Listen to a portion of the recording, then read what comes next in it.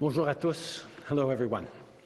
I'm here today with Ministers Mendocino, Ian, Lametti, and Blair, and other members of our team to talk about what we're doing to protect communities. It's also important to recognize the leadership of the people joining us today who've been at the forefront of the fight for tougher gun control for years. Thank you so much for joining us. I know at the heart of your journey is often a story of grief and loss, and I thank you for everything you have done to get us to this day. Merci. 2 years ago, our government banned 1,500 models of assault-style weapons, including the Ruger Mini-14 used at Polytechnique and the AR-15. We also expanded background checks to keep firearms out of the wrong hands. We did it because it was what responsible leadership required us to do. And now, as we see gun violence continue to rise, it is our duty to keep taking action. La semaine passée, à Rivière-des-Prairies, dans l'est de Montréal, des coups de feu ont été tirés en plein jour et des balles qui ont atteint une garderie. On peut voir les trous des projectiles dans une fenêtre. Heureusement, personne n'a été blessé, mais ça aurait pu être tragique. Les victimes de violences par arme à feu, il y en a déjà eu beaucoup trop. Nothing can bring back Alfred Wong, who was caught in the crossfire of a gunfight in Vancouver when he was only 15. Nothing can bring back Miriam Boundaoui, who came to Canada from Algeria to finish high school and build the future she had dreamed about. But as a government, as a society, we have a responsibility to act to prevent more tragedies. Last summer, during the campaign, some politicians said they would make assault-style weapons legal again. Not only did we stand up to them, but we promised to go even further to protect our communities. We proposed to invest to help provinces and territories put restrictions on handguns within their jurisdictions. However, in our discussions with law enforcement, advocates, and experts, it became apparent that we needed a different solution. So we decided to take a new route, something that would tackle this issue at a national level. And so today, we're moving forward. We're introducing legislation to implement a national freeze on handgun ownership. What this means is that it will no longer be possible to buy, sell, transfer, or import handguns anywhere in Canada. In other words, we're capping the market for handguns.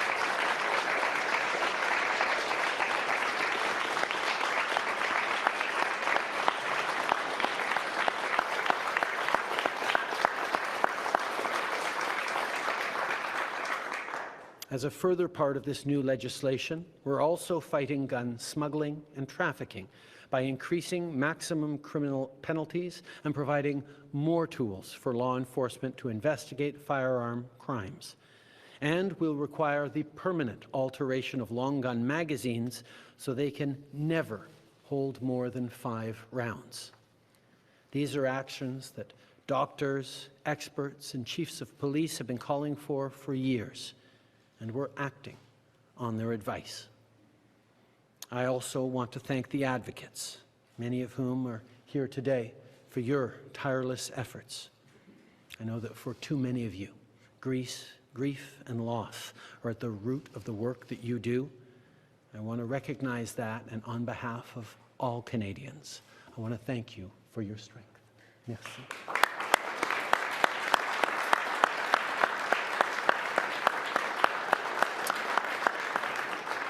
Aujourd'hui, on va de l'avant avec un projet de loi qui va faire en sorte qu'il ne sera plus possible d'acheter, de vendre, de transférer ou d'importer des armes de poing au Canada.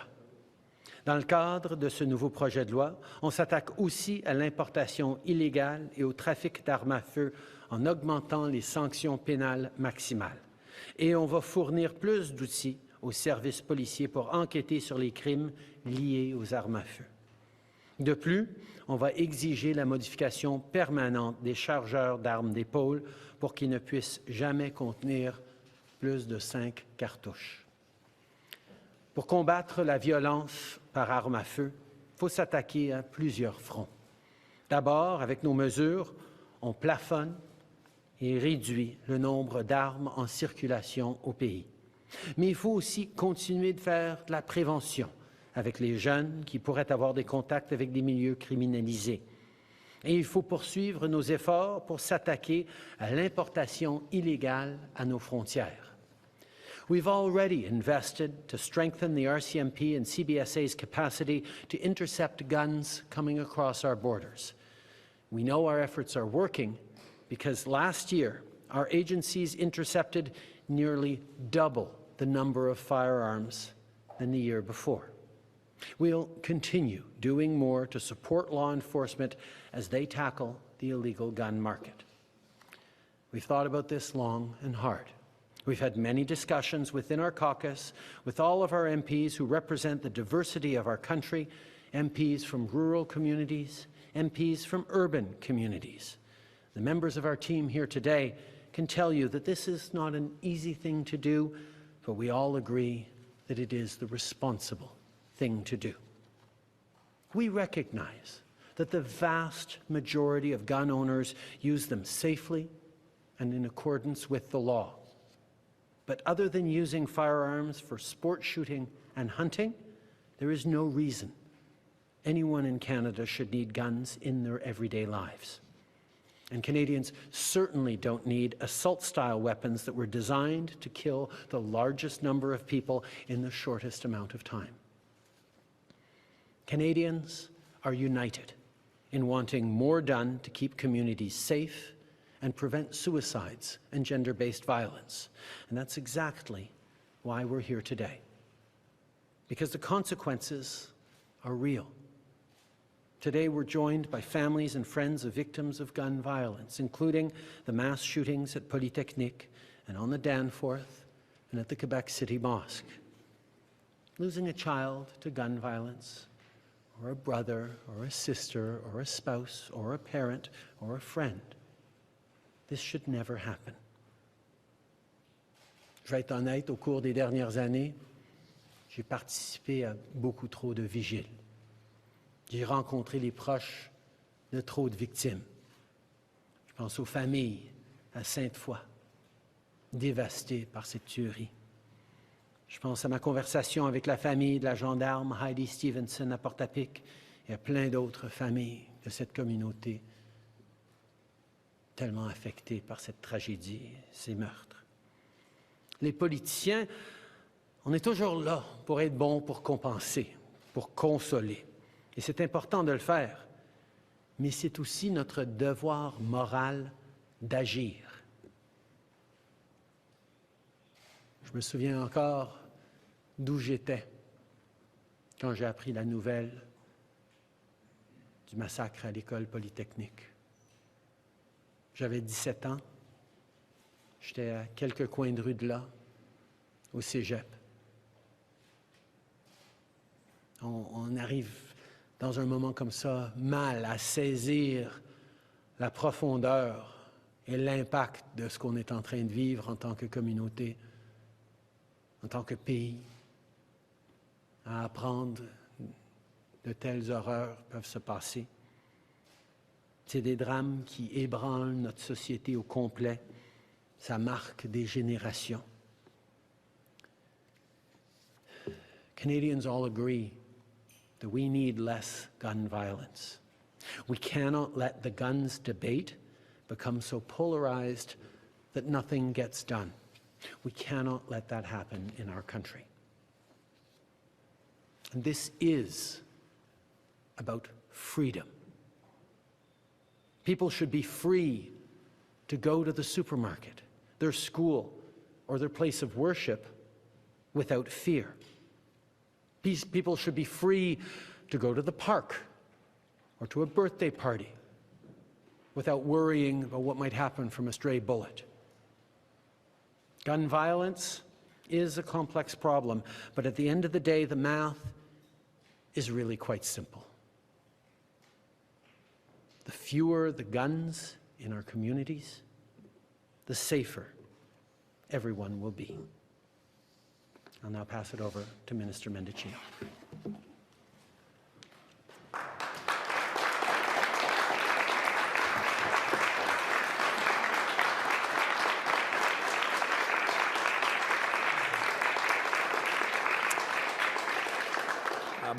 Bon après-midi et merci, Monsieur le Premier Ministre. And just before I begin the substance of my remarks, let me just say from the bottom of my heart, thank you to every single person who is on this stage, who has experienced indescribable pain and anguish and loss, the likes of which they would wish on no one else. And in spite of that, they have persevered with their advocacy and their leadership in a way that makes today possible. Today, our government introduced Canada's most significant action on gun violence in a generation. Aujourd'hui, notre gouvernement a présenté la mesure la plus importante prise au Canada en matière de violence armée depuis une génération. Combined with the measures we've already put in place, this marks the next significant step in our fight to eliminate gun violence. The bill we just tabled represents a milestone amidst a long and difficult battle which takes place on our streets every single day. It's a battle that has claimed too many lives, leaving empty chairs at the dinner table and empty desks in our classrooms. In recent months, I've had the privilege of meeting families from Truro and Portapique, Nova Scotia, the leaders of the Mosque City in Quebec City, women from École Polytechnique in Montreal, young people affected by the Danforth tragedy in my hometown of Toronto, and many others. I've heard them, I've grieved with them, and I'm proud that many of them are here today because they made this announcement possible. If there's one thing that you've taught me, it's the depth of your strength and spirit. If there's one thing you've shared with me, it's your plea that no one should have to endure the pain you will always carry with you. And if there's one thing I wish I could grant, it would be to bring back what was stolen from you. Nothing can undo the loss that you've suffered. But with Bill C-21, we can do everything in our power to prevent the next tragedy. Avant de souligner certaines dispositions clés de cette proposition législative, définissons clairement le défi que nous attend. Statistique Canada vient de rapporter que les homicides par arme à feu ont augmenté de 37% au cours des 11 dernières années. En 2020, les armes de poing étaient impliquées dans environ 75% des vols avec violence et 60% des homicides. Finalement, les armes de poing étaient impliquées dans plus d'un demi des infractions sexuelles et violentes commises à l'aide d'une arme à feu en 2020, ce qui confirme l'augmentation à l'armement de la violence sexiste liée à la violence armée. In short, we have before us a complex and pernicious problem, and today we're taking it head on. First, as you heard, we're introducing a national freeze on handguns. This means that individuals will be prohibited from buying, selling, importing, or transferring handguns in Canada. Some 55,000 new handguns have been registered on average every year over the last decade, a nearly 75% increase over that period. We're putting an end to that trend. And we are not waiting for this bill to pass to take action. Today, we tabled changes to regulations under the Firearms Act to bring these handgun prohibitions into force as soon as possible.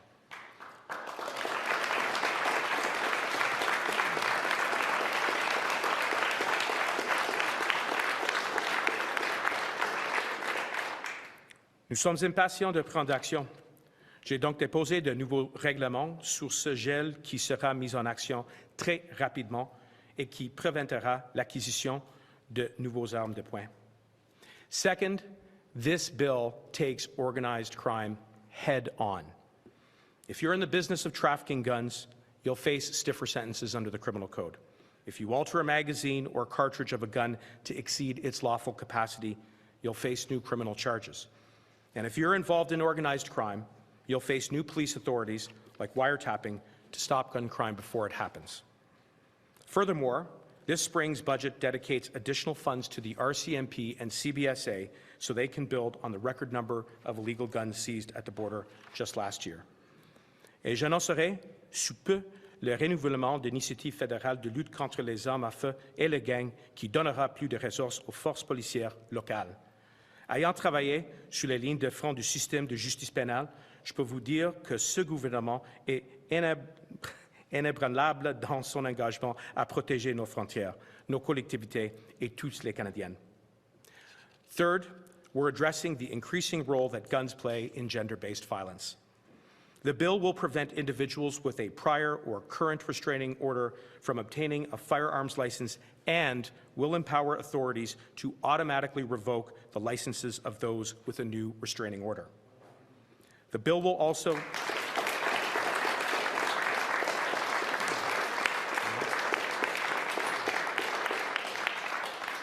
The bill also introduces new red flag laws, allowing courts to remove guns and suspend licenses from someone who poses a danger to themselves or anyone else.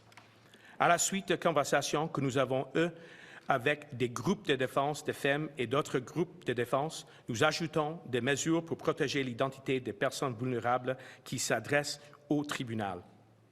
There is no obligation or burden on victims or survivors to use red flag laws. They will simply add another layer of protection. And just last week, I issued a new mandate letter to the Commissioner of the RCMP with specific instructions to ensure law enforcement's response to intimate partner violence is immediate, particularly when a firearm is involved.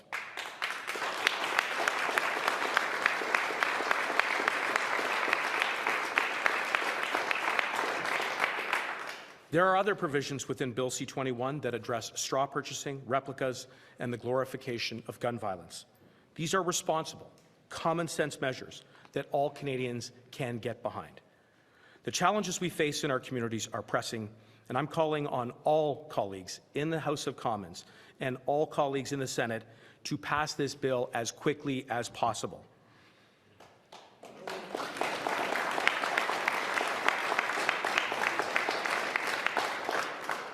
Bill C-21 builds on the action we've already taken. As you heard the Prime Minister say, 2 years ago, we banned AR-15s and other assault-style weapons under the leadership of my friend and colleague, Bill Blair. This important decision prohibited over 1,500 models of assault-style weapons. Since then, over 300 more have been added. We also committed to a mandatory buyback program to get these weapons off of our streets once and for all. And today, I can confirm the imminent launch of the initial phase of this program as we begin consultations with industry on compensation. And we intend to publish further details about the compensation system this summer. The first AR-15s and other assault-style firearms will start to be bought back by the end of this year. It's going to be hard, but we are going to get it done. However, new specifications of assault-style firearms have entered the market that are not fully captured by the terms of the ban. We recognize the need to ensure a comprehensive ban on assault firearms in the legislation, which is why our government is committed to adding this to our bill through an amendment. Il s'agit d'un projet national sans précédent, mais nous allons y arriver car nous voulons que ces armes à feu mortelles disparaissent de nos communautés pour de bon. Finally, today's announcement complements our significant work to stop gun violence before it starts. Earlier this spring, I officially launched the $250 million Building Safer Communities Fund. In partnership with community leaders, we're helping young people to make good choices and to set themselves up for success for life. We'll be accelerating the rollout of this program over the summer. In our efforts, we must be both resolute and realistic. No single bill, including this one, or initiative, will be enough to totally stop gun violence. To ensure that every Canadian feels safe in their community, we must take a comprehensive approach. Banning assault weapons, action at our borders, building safer communities, and today, a new bill. Cumulatively, these efforts mark the most significant efforts at gun reform in a generation. We must fight against the violence that is caused by inaction, indifference, and inequity. We owe it to the survivors, not only who are here with us today, but to everyone who has been impacted by gun violence to do this work, and we look forward to doing it. Thank you. Merci, and I will now...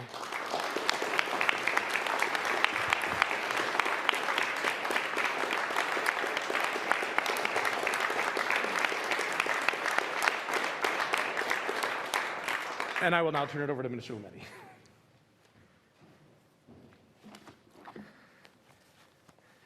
Hello, bonjour. Thank you, Marco, for that introduction, and thanks to all of you for joining us today on the traditional territory of the Algonquin and Anishinaabe. Et en particulier, j'aimerais souligner l'accueil à nos amis qui ont vécu des expériences dans le passé. C'est une obligation de présence pour un Montréalais ici aujourd'hui. Merci. Je veux parler spécifiquement des changements apportés au Code criminel par le projet de loi C-21. Nous savons que pour réduire l'accès aux armes à feu illégales, nous devons réduire le trafic d'armes à nos frontières. Concrètement, les peines maximales pour les infractions de trafic d'armes à feu sont augmentées. Elles passent de 10 à 14 ans. Nous soutenons les services policiers dans leur lutte contre les gangs en permettant l'écoute électronique dans plus d'infractions par l'arme à feu. We are also introducing a new offense of altering a cartridge magazine. Possession of an overcapacity magazine is already a criminal offense because these magazines pose a public safety risk. They enable sustained fire with less frequent reloading. But it is currently not a specific offense to alter a cartridge magazine to exceed the lawful capacity. This new offense will carry a maximum sentence of 5 years in prison. We will also close a gap in the criminal code to extend the prohibition on the import, export, or sale of air guns that look exactly like a conventional regulated firearm, just as lower power replica firearms are already prohibited. These types of guns pose a public safety risk because they are unregulated, widely available, and indistinguishable from conventional regulated firearms. They can be used to commit criminal offenses, and while they are less powerful, they can still cause harm. And because they look the same as real firearms, police need to treat them as if they are real. This has led to tragic consequences. Bill C-21 will work in tandem with our other major law reform bill, Bill C-5, to keep our communities safe and move past the failed criminal justice policies of former Conservative governments. I would now like to invite my colleague, Minister Marcy Ian, the Minister for Women and Gender Equality and Youth, to say a few words. Marcy.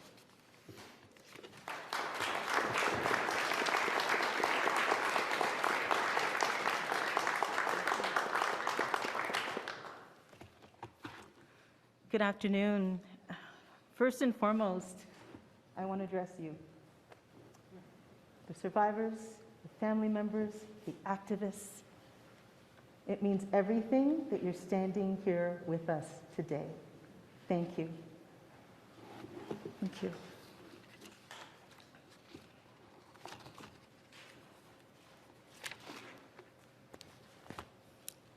Hello. Bonjour. I'm honored to join the Prime Minister and my cabinet colleagues to speak about the steps that we're taking to address the devastating issue of gun violence. My riding, Toronto Centre, is home to some of the highest rates of gun violence in our country. As one local educator said not too long ago, and I quote, "You see community members' kids going through this all the time. Trauma after trauma. It never gets fixed. It never gets to heal properly. But I know my communities, and I know they always find a way to uplift one another, to somehow move beyond the pain." Mothers for Peace helps so much. It's an organization in Toronto. It supports moms who have lost their kids to gun violence. They help people to grieve. They help people to plan funerals and receive continuing support and counseling. In less than just a couple of years, they have grown considerably. And I have to tell you, they wish they hadn't, because their growth represents the loss of loved ones.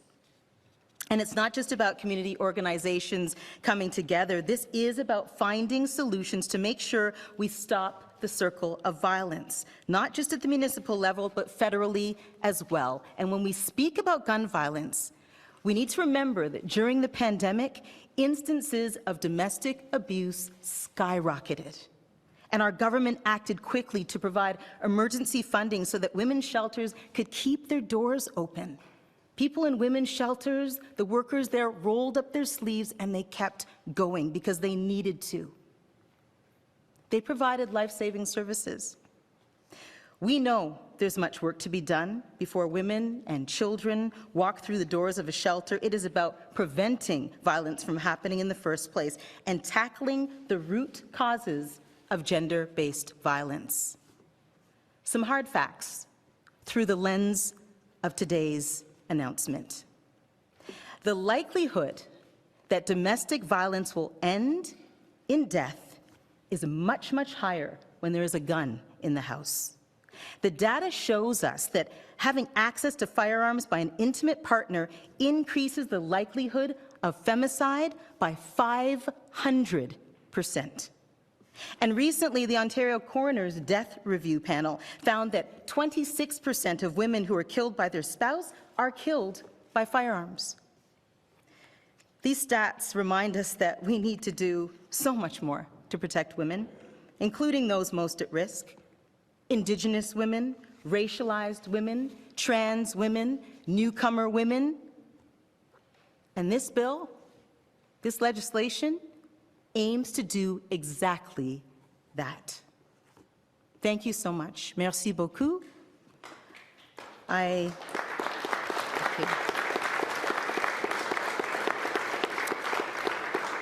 now have the pleasure of turning the microphone over to my colleague and friend, Minister Bill Blair.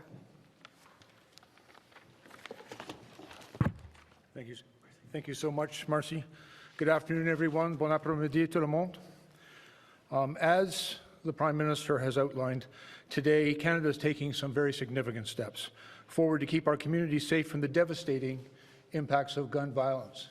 And in the long and tragic history of gun violence in this country and around the world, there have not been very many good days.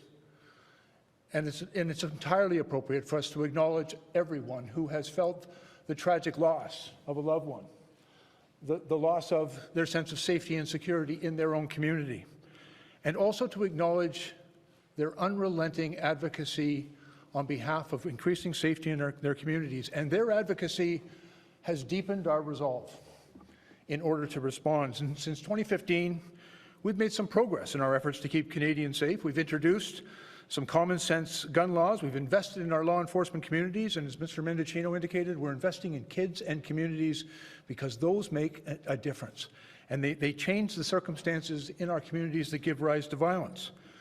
But we also acknowledge there is still so much more that we must do to address the root causes of gun crime, the conditions in communities that lead to violence, and target the ways in which guns get into the hands of people who will seek to do harm with them. I know from some experience there are three ways in which criminals gain access to firearms. They are smuggled across the border from the United States, which is one of the largest small arms arsenals in the world.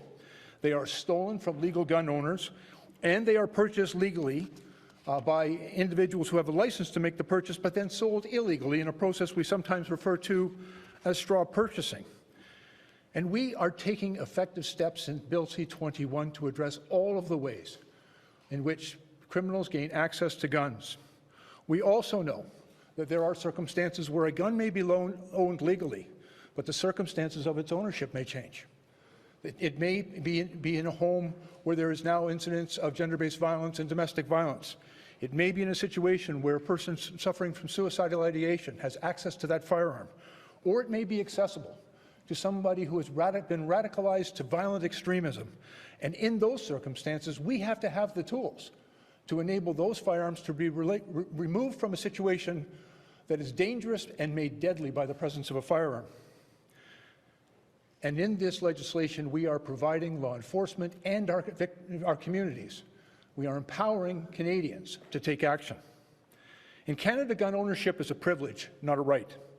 It's a privilege that is earned by those Canadians who adhere to our strict laws, our regulations, and our requirements regarding licensing, training, storage, and use of a firearm. This is a principle that differentiates Canada from many other countries in the world, notably our colleagues and friends to the south. In Canada, guns are only intended to be used for hunting and sport purposes. And let me also acknowledge, as the Prime Minister has done, the overwhelming majority of firearm owners in this country are law-abiding. They are responsible firearm owners. They acquire their firearms legally. They store them securely. They use them responsibly. They earn the privilege of firearm ownership, and we respect them for their adherence to their laws. And I know a lot of individuals in the firearm owning community in this country, and I can tell you that they are as concerned with the safe use of firearms and restricting the access that criminals and people intent on violent crime can have to firearms. And I believe that they will understand the importance of the work that we are introducing today to keep our communities safe.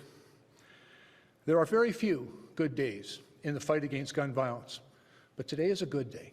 Today is a day when Canada stands up and says, we will not tolerate this level of violence in our communities, and we will take the action that is necessary and that the overwhelming majority of Canadians support to ensure that we restrict the access that those who are intent on violent criminal activity or who may use a firearm to harm themselves or others will have through strong legislation and strong action. And finally, I would like to thank the advocates for their unrelenting pursuit of a safer Canada for all of us. We are inspired by your example. We've been motivated by your advocacy and by the tragedies that you have shared with us. Thank you very much.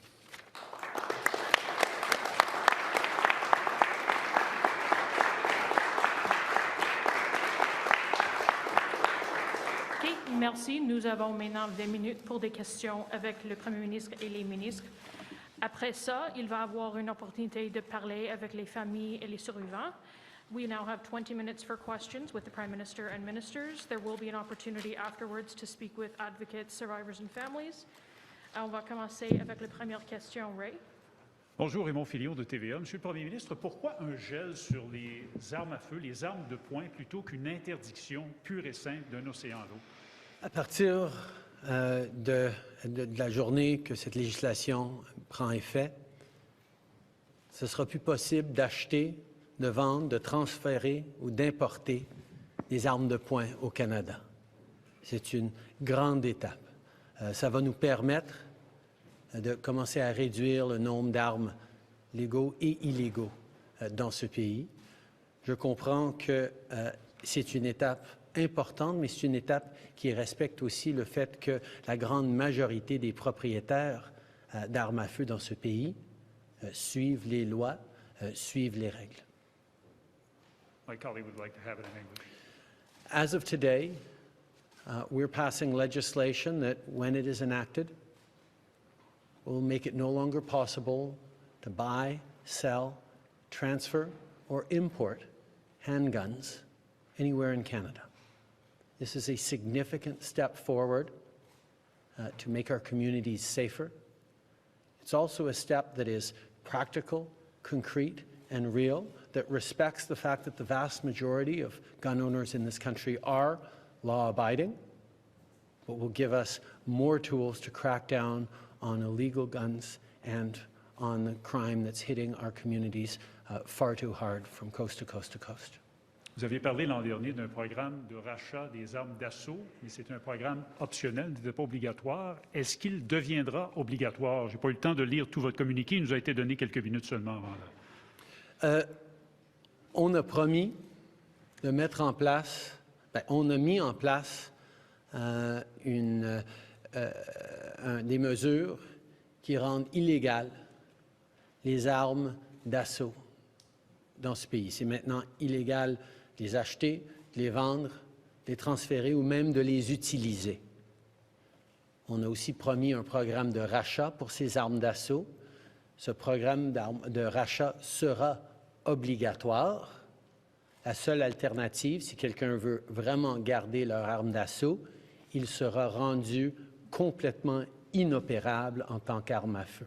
C'est la seule condition dans laquelle quelqu'un pourra garder une arme d'assaut, c'est qu'il soit complètement inutile en tant qu'arme à feu. C'est une promesse qu'on a faite et ce programme de rachat sera obligatoire pour les armes d'assaut. Prochaine question.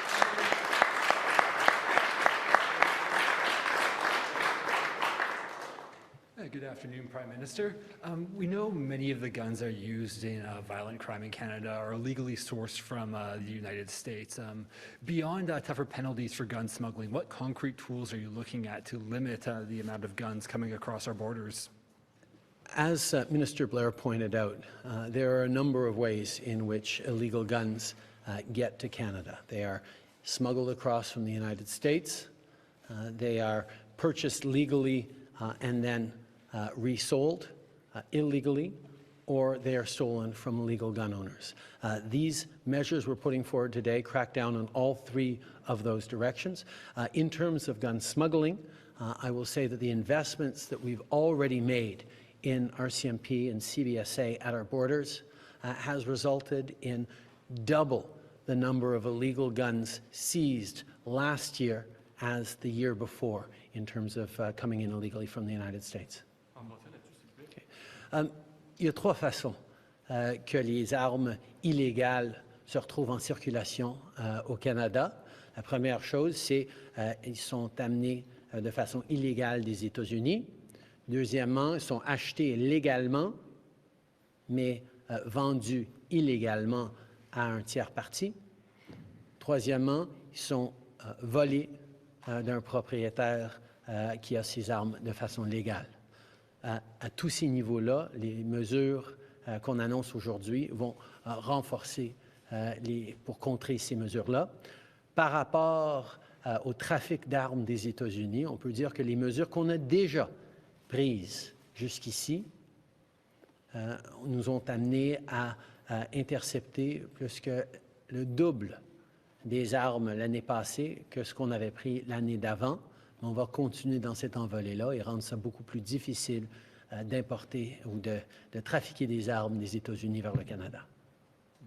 And just going over to the red flag laws, in the previous iterations, advocates were critical of them, saying it put too much onus on people experiencing domestic violence, many of whom don't trust the police or criminal justice system. How do these new red flag laws reconcile some of those concerns that advocates were bringing forward? Obviously, when it comes to gender-based violence, we've all seen the statistics. The presence of firearms lead to much more tragic outcomes, and that's why we know that red flag laws that have been used in various jurisdictions are a further tool in countering gender-based violence, in keeping people safe.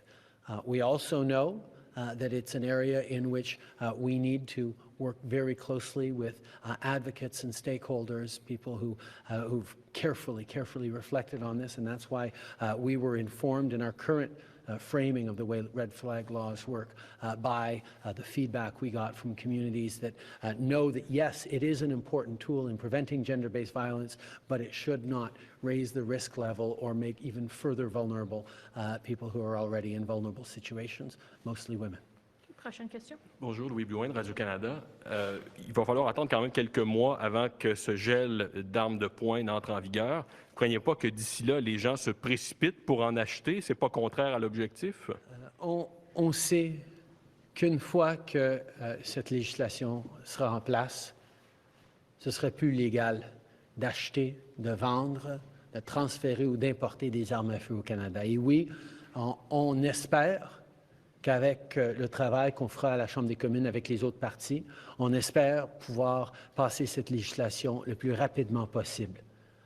Mais si jamais ça prenait trop de temps, on a aussi mis en place des mesures de régulation qui vont s'assurer que ce gel arrivera, même si ce projet de loi tarde dans les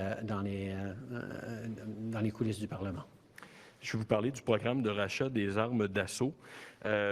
il y a des gens qui pourraient, parce qu'il y a des nouveaux modèles qui sortent, qui ne sont pas sur votre liste de 1500, il y a des gens qui pourraient prendre le remboursement que vous leur donnez puis s'acheter une nouvelle arme avec. Comment vous allez faire? Est-ce que vous allez changer les critères? Est-ce que vous allez ajouter des armes à mesure? Comment vous allez procéder pour empêcher que d'autres modèles, des nouveaux modèles arrivent sur le marché? C'est une très bonne question, Louis. Et je dois souligner que oui, on a banni 1500 modèles d'armes de style assaut, mais la réalité, c'est qu'on est rendu à 1800 modèles maintenant bannis. Donc, on va continuer d'en ajouter. Effectivement, il y a une question qui dit, est-ce qu'on devrait être en train de les ajouter une à une chaque fois qu'un nouveau modèle sort, ou est-ce qu'on peut créer des définitions qui vont capter tous les armes à feu impliquées? C'est exactement un point sur lequel on est en train de travailler, mais quelle que soit la façon qu'on va le faire, on va s'assurer que des nouveaux modèles d'armes de style militaire soient quand même illégales au Canada. On a les mesures, on a les moyens de s'assurer qu'il n'y aura plus de vente d'armes d'assaut de style militaire. Prochaine question. Bonjour, Monsieur le Premier ministre. J'aimerais savoir comment est-ce que vous allez vérifier la validité et la véracité des permis d'acheteurs potentiels, parce qu'il est très facile aujourd'hui de falsifier un permis. Une des mesures qu'on a mis de l'avant l'année passée, c'était pour approfondir les vérifications d'antécédents, pour s'assurer que les permis et que les acheteurs d'armes dans le système légal soient vérifiés de la bonne façon. Mais je vais passer la parole à mon ministre qui pourra vous en dire plus à ce niveau-là. Merci pour la question. Il y a moins que 2 semaines qu'on avait lancé la prochaine étape d'implémentation de le règlement sur le projet de loi C-71.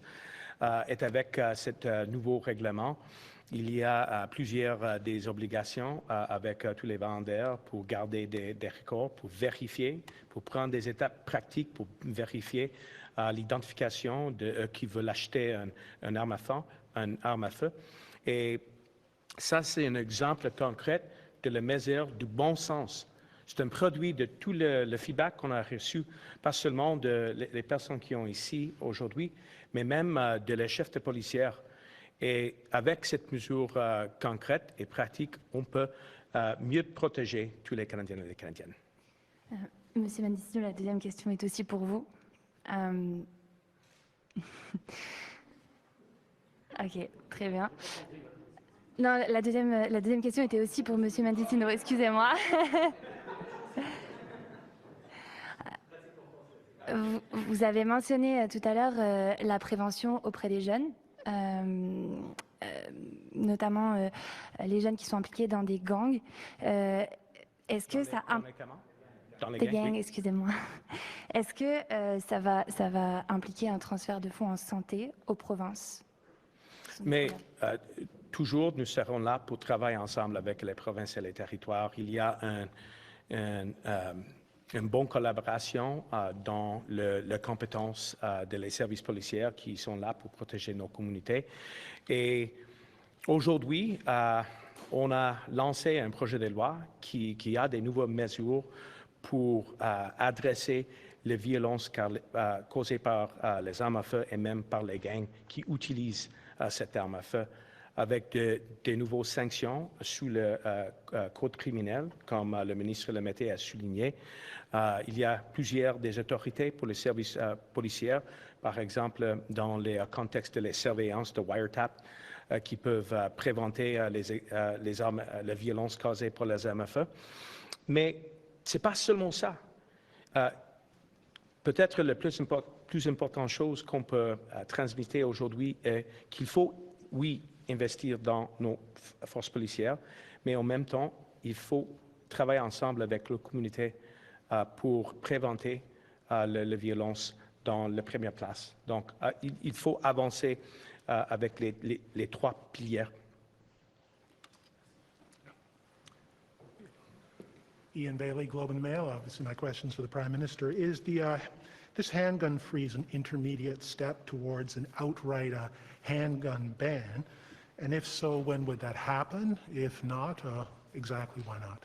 We recognize that the vast majority of gun owners in this country are responsible and follow all necessary laws.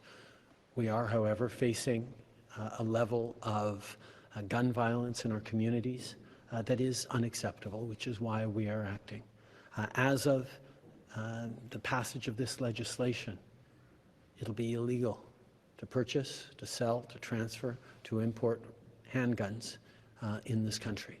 And that will give significant tools to reduce the number of handguns in our communities and to protect people from gun violence.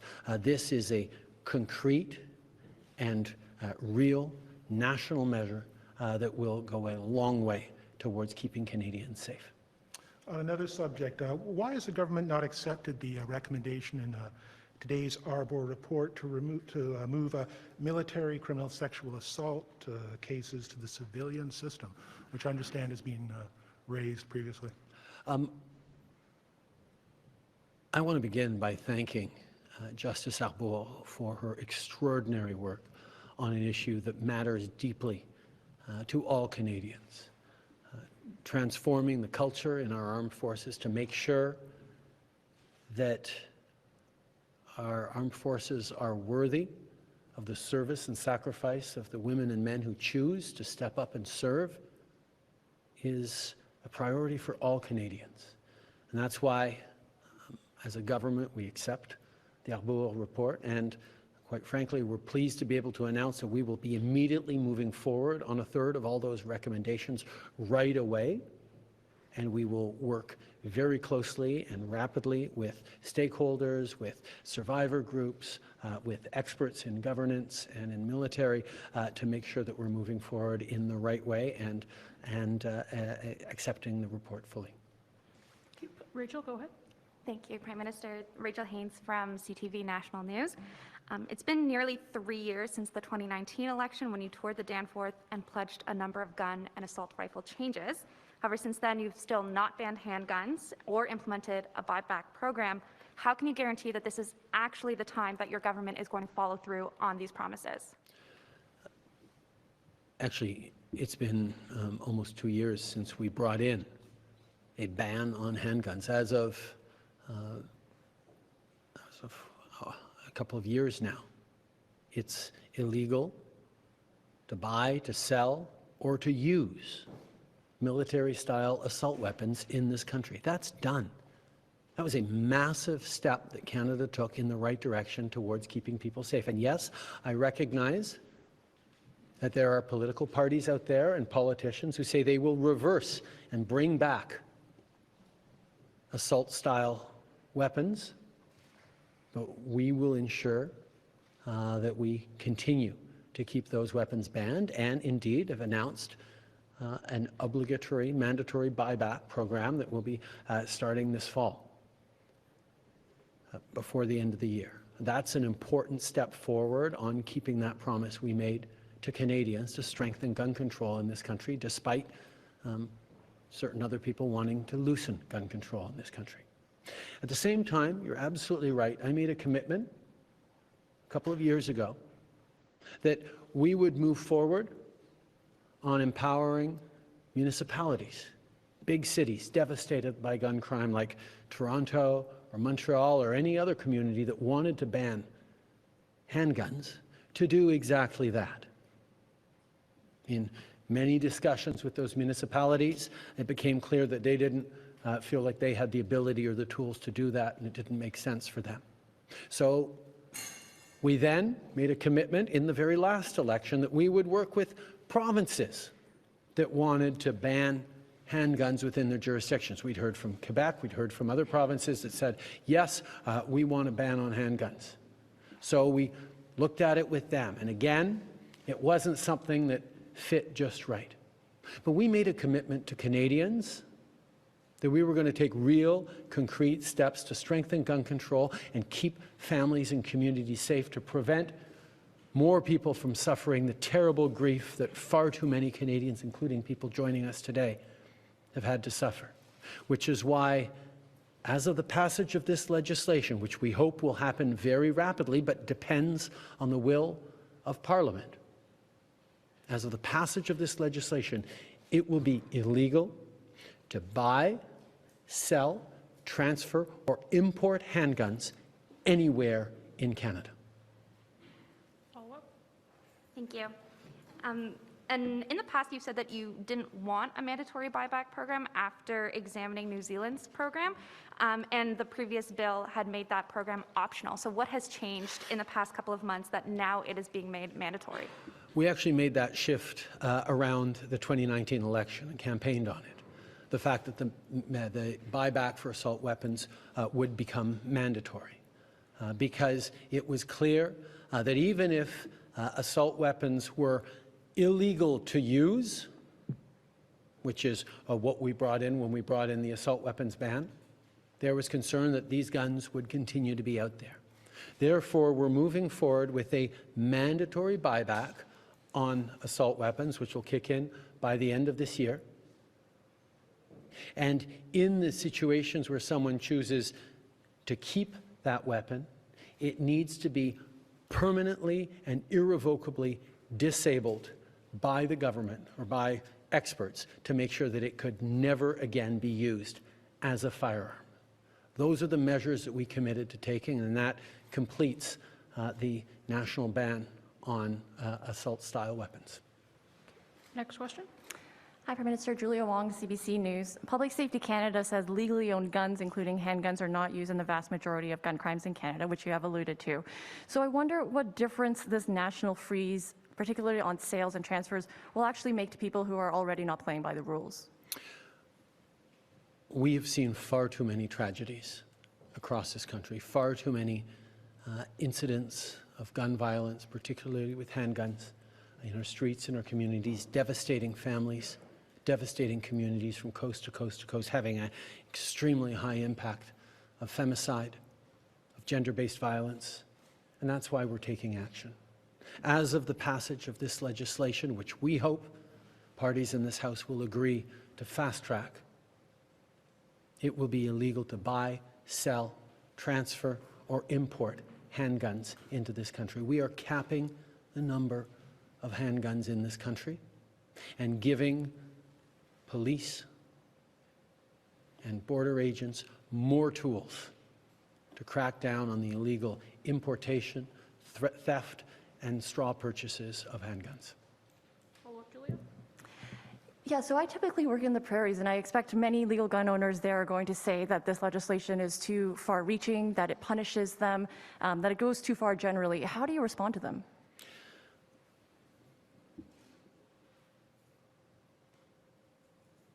People should have the freedom in this country to go to a supermarket, go to a birthday party, walk down the street, play in their yards, gather with families for a picnic without being worried about gun violence. And unfortunately, the reality is, in our country, it is getting worse and has been getting worse over the past years. We need only look south of the border to know that if we do not take action firmly and rapidly, it gets worse and worse and more difficult to counter. That's why, as of this moment, or as of the passage of this legislation, it will be illegal to buy, sell, import, or transfer handguns in this country. Dernière question, JD. Oui, bonjour, Monsieur Trudeau. Avez-vous une idée du coût du programme de rachat des armes d'assaut? Combien ça va coûter? Pour ça, je peux demander au ministre Mendocino. Merci pour la question.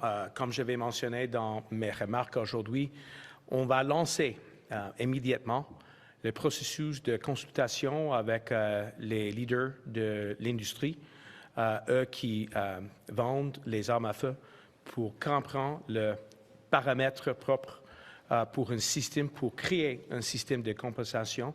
Et ça va informer le total coût de le programme de rachat obligatoire. Mais la plus importante chose et le dévouement seront là de le gouvernement de lancer ce programme et de commencer le processus de ramener les armes d'assaut, comme le Premier ministre a dit.